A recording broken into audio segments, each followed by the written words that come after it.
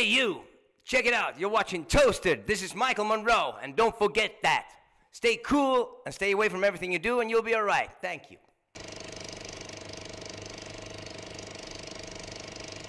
Mr. Monroe, welcome to Germany. Thank you, thank you. Good to be here. Düsseldorf, you've probably been here shitloads of times, right? Yeah, not shitloads, but quite a few times. Love it here.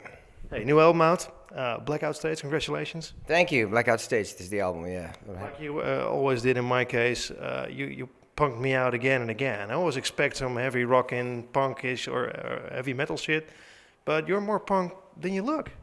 Yeah, I guess so. I don't know what I look like, but punk is more punk than metal, but it's rock and roll to me, you know. Punk is a big influence, and hard rock and stuff still, you know.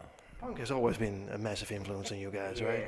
Yeah, the attitude and all that. But, anything that has a name is over in my books as soon as it has a name. It's just rock and roll is good. I don't like categories, you know. I love the video for Old Kings Road.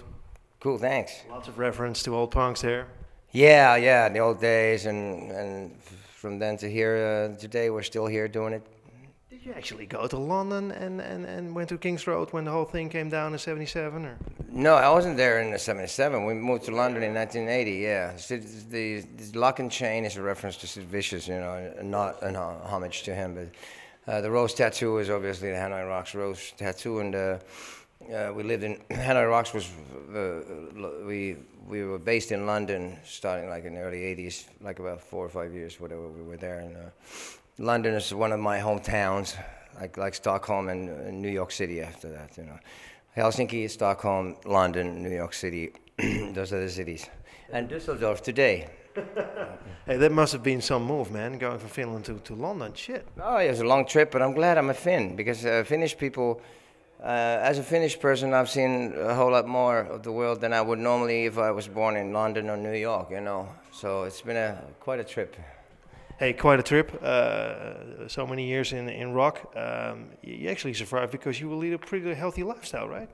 Well, I try to take care of myself, you know. In order to do what I do on stage, it's you know, I got to be in good shape, you know. Hey, another song of your album, Permanent Youth. Love that one. Yeah, thank you. I like that one too. You prove it too. Thank you. Hey, I was listening to your music all day. A lot of things that struck me from the live stuff that you did is there's a lot of surf riffs in there actually.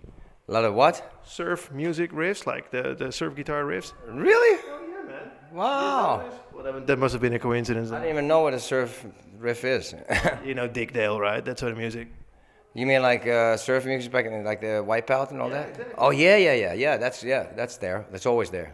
I didn't know that. Awesome. Yeah. Hey, of course you're close with Lil Steven. Did you see the whole Lillehammer thing? Yeah, I love that series. It's great. It's one of my favorites. Must have been awesome to see him in Scandinavia, right?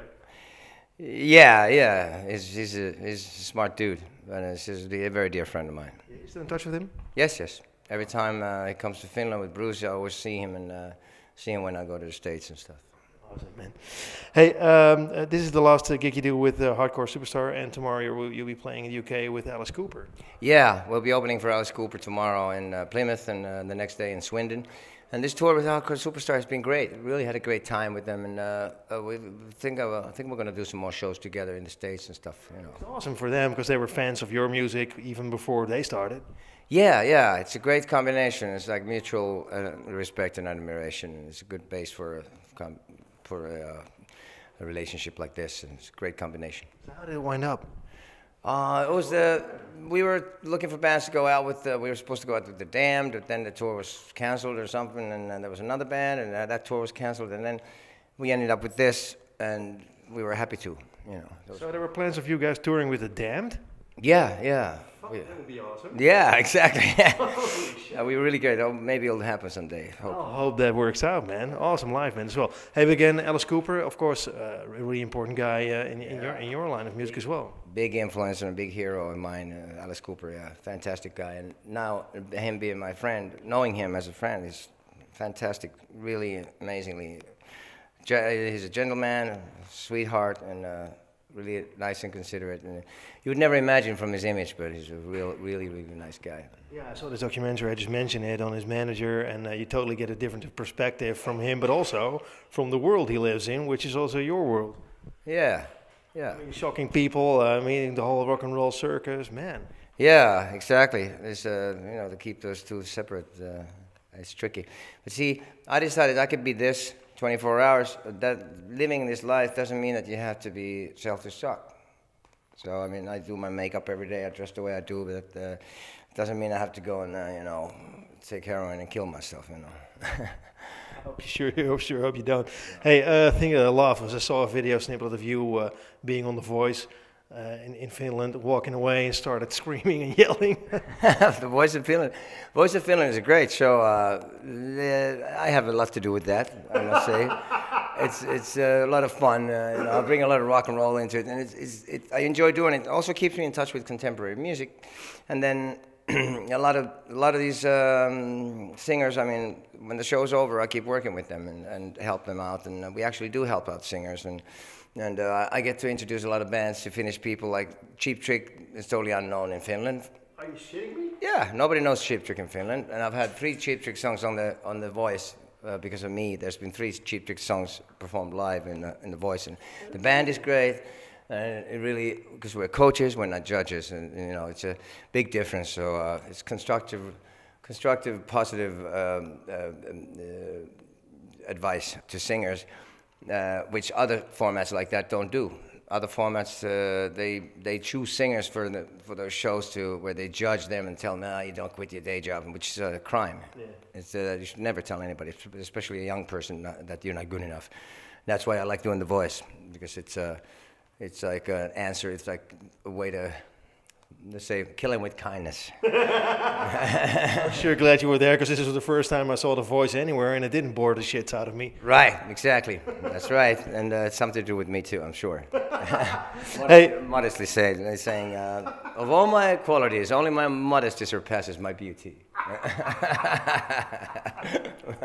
Hey, here's the thing, Guns N' Roses, there's been shitloads of rumors over the years that they will be going back together again. If anyone should know, you probably would, right? You have to ask them, man.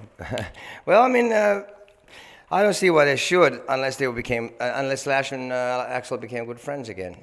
If they became good friends and got to know each other again and started creating something new, and it was a functioning relationship, then that would make sense. But I don't see any point in doing like a reunion, one-off gig or tour, and then not doing anything ever again. But if they were to do something like that, Michael Monroe Band should be the opening band. That was actually my next question. So, hey, I love the production of the album. Chips does it. He's a guy who also did Helicopters, also another band that I really love. How did you guys team up? Well, he was one of the Dragan suggested him, and we thought, yeah, great. He was a reasonable price, and he was our generation kind of guy. He thinks the same way we do, and he knows the same music we do, and there's a good connection there. It's funny because when Dragan started doing the Backyard Babies album, he called Chips, "You want to produce this?" And Chips says, "I can't now. I'm doing a Michael Monroe project." So I was like, Dragan's so sweet.